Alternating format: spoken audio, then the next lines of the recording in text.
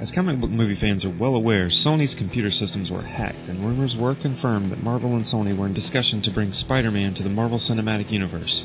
While those talks were apparently halted due to the companies not being able to come to an agreement, the hacks are continuing to publicly expose that Sony has no real plan for the future of their Spider-Man franchise. Now, quickly, a little bit of backstory.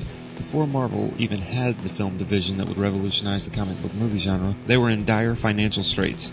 To generate some revenue, they licensed out the film rights to certain characters to other film studios. It's why the Spider-Man movies are made by Sony and the X-Men and Fantastic Four are handled by Fox. It's also why you don't see any of those characters in the current Marvel Cinematic Universe. Legally, they can't use them. While I don't see Fox relinquishing the X-Men or Fantastic Four, Sony is getting to the point where they may not have a choice but to strike a deal with Marvel. Interestingly, Marvel retains the merchandising rights to Spider-Man.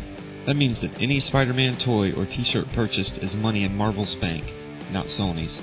In 2013, that amounted to $1.3 billion in Spider-Man merchandising revenue. To put that in perspective, Batman was second with $494 million, the Avengers brought in $325 million, and Superman made $277 million. That's right, Marvel made more on Spider-Man merchandise than the Avengers, Batman, and Superman combined. Sony sees none of that. Sony needs money now in much the same way Marvel did then.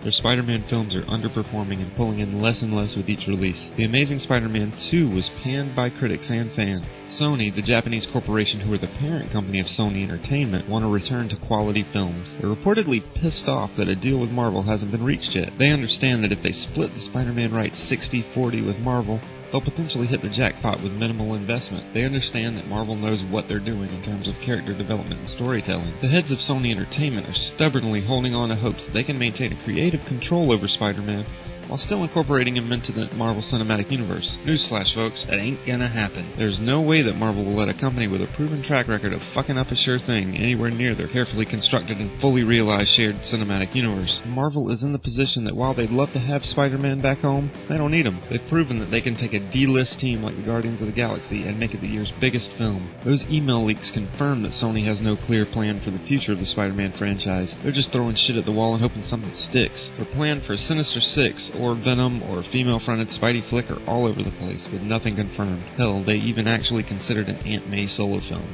Seriously, who the fuck cares about an Aunt May solo film?